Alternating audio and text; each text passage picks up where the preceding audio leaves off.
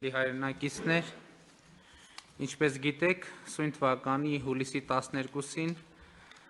Ադրբեջանի կողմից հարձակում ձեռնարկվեց Տավուշի մարզի մեր սահմանապահ դիրքերի ուղղությամբ։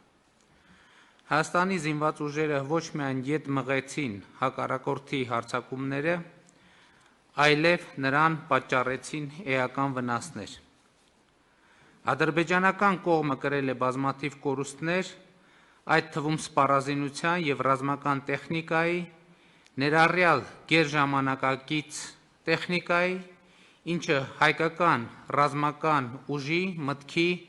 և ռազմաարդյունաբերական համալիրի ակնհայտ հաղթանակն է։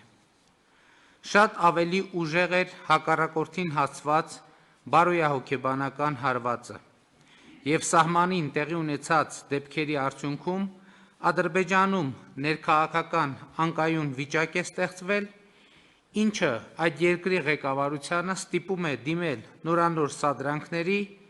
ներքին դժգոհության էներգիան Հայաստանի և Արցախի դեմ ուղղորդելու համար։ Այս ամենի ֆոնին հարկ եմ համարում կատարել մի քանի կարևոր արձանագրումներ։ Նախ, Ադրբեջանը հարձակվեց Հայաստանի ինքնիշխան տարածքի վրա,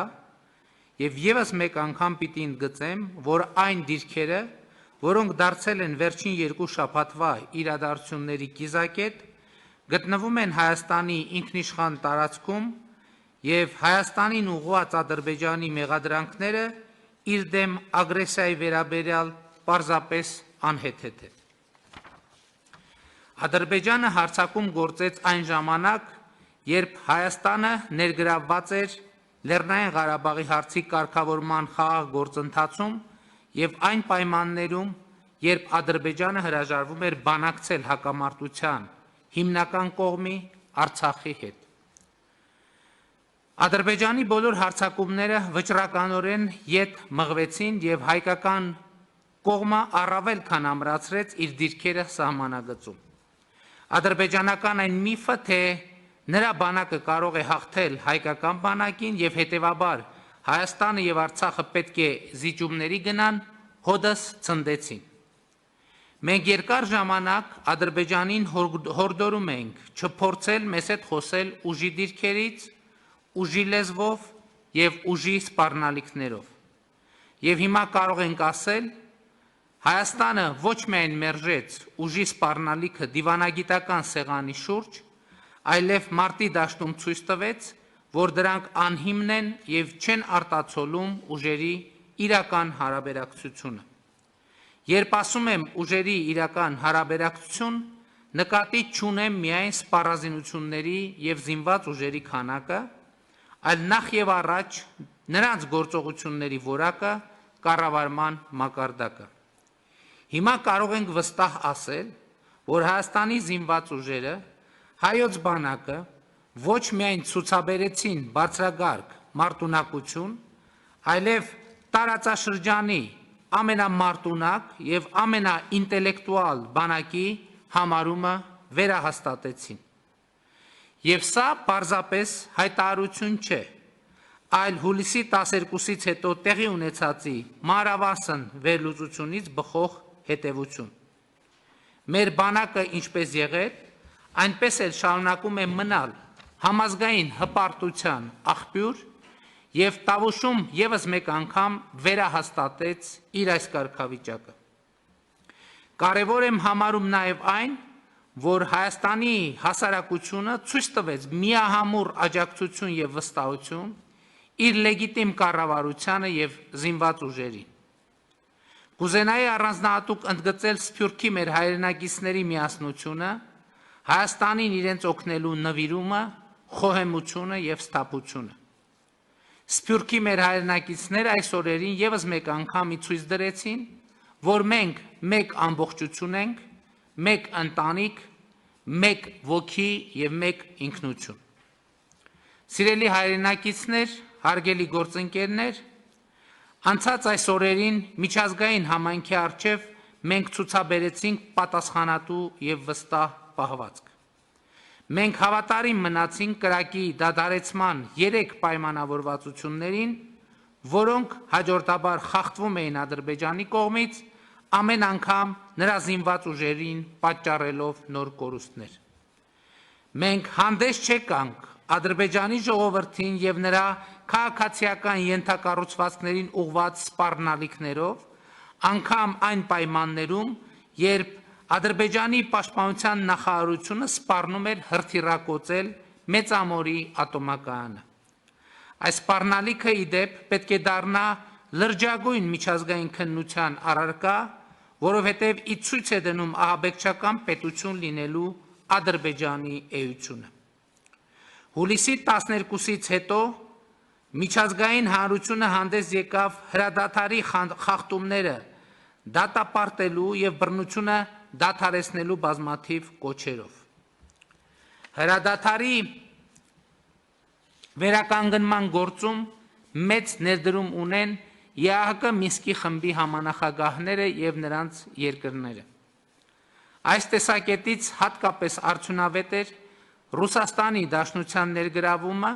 որն արտահայտվեց ինչպես արտաքին գործերի նախարարության, այնպես էլ զինված ուժերի գլխավոր շտաբների մակարդակով։ Միակ երկիրը, ով փորձում էր ոչ թե հանդարտեցնել իրավիճակը, այլ առավել մեծ բռնություններ հրահրել, Թուրքիան էր։ Հաշվի առնելով այդ երկրի ապակայունացնող եւ ագրեսիվ քաղաքականությունը իրեն սահմանափակցող մի շարք տարածաշրջաններում եւ ավանդական հակահայկական քաղաքականությունը, որը արտահայտվում է հայոց ցեղասպանության արդարացմամբ, Թուրքիայի այս գործելակերպը մեծ հաշվով անակնկալ չէր։ Բայց նրա ագրեսիվության աճը առաջ է բերում մեր քաղաքականության որոշակի վերանայման անհրաժեշտություն, այդ թվում Թուրքիայի ագրեսիվությունը զսպելու միջազգային ֆորմատներում մեր մասնակցության ծավալների իմաստով։ Սիրելի հայրենակիցներ, հարգելի գործընկերներ,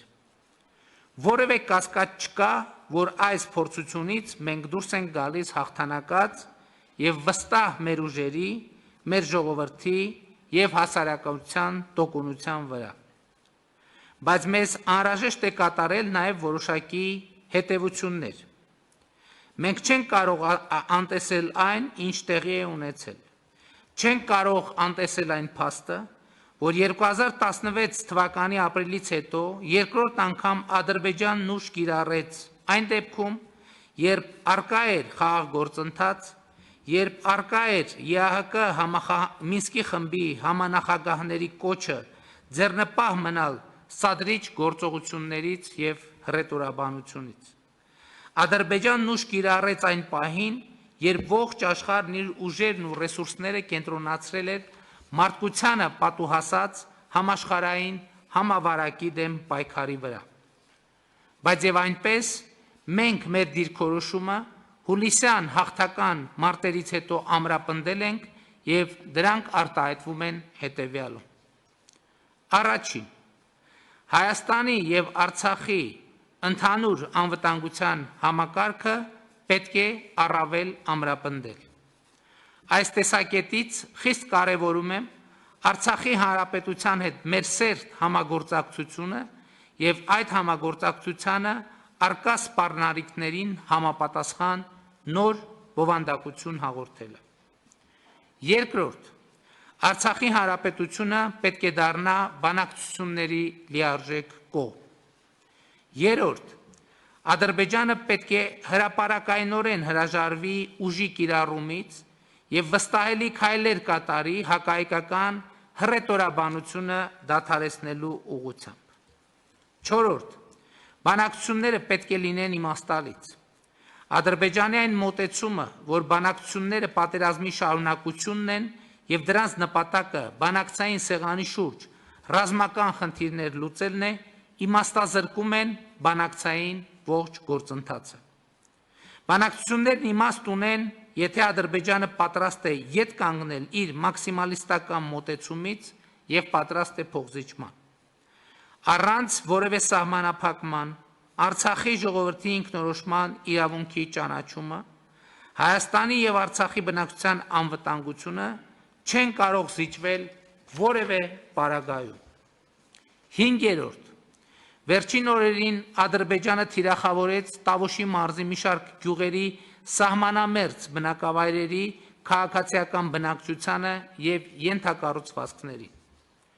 Ադրբեջանին զենք մատակարարող երկրները պետք է հստակ գիտակցեն, որ այդ զենքի օգտագործումը խաղաղ բնակչության դեմ հանցագործություն է, քանի որ այնպիսի տպավորություն է ստեղծվում, որ Հայաստանի զինված ուժերի և խաղաղ բնակչության դեմ կռվում է ոչ թե Ադրբեջանը, այլ օտարերկրյա ճշգրիտ մահաբեր զինատեսակներ արտադրող միջազգային կորպորացիաներ իրենց մասնագետներով հանդերձ։ Արդեն երրորդ տասնամյակը ձգվող հակամարտությունը լուրջ վնաս է հասցնում Հայաստանի սահմանավերձ բնակավայրերին և Արցախում ապրող մարդկանց և խախտում է նրանց քաղաքական, տնտեսական, բնապահպանական, տեղաշարժի և այլ իրավունքներ։ Այն մոտեցումը, որ այդ իրավունքները կարող են իրացվել միայն հակամարտության կարգավորումից հետո, ընդունելի չէ։ Հակամարտության գոտում ապրող մարդկանց խնդիրները պետք է դառնան բանակցային օրակարգի առաջնային մաս։ 6. Հրադադարի պահպանման մոնիտորինգը, որը գոյություն ուներ մինչև համավարակը, փաստացի խիստ սահմանափակ է։ Անհրաժեշտ է ներդնել արդյունավետ միջազգային մոնիտորինգ, որը լինի մշտական և ունենա ստուգողական մեխանիզմներ,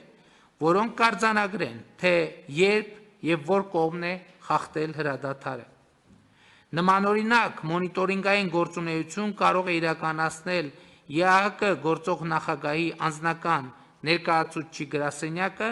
որն ունի տարածաշրջանում տարիների փորձառություն և կարող է ապահովել ԵԱՀԿ դիտորդների մշտական ներկայությունը տարածաշրջանում, թե պետական սահմանին և թե շփման գծում։ Զինվորականների միջև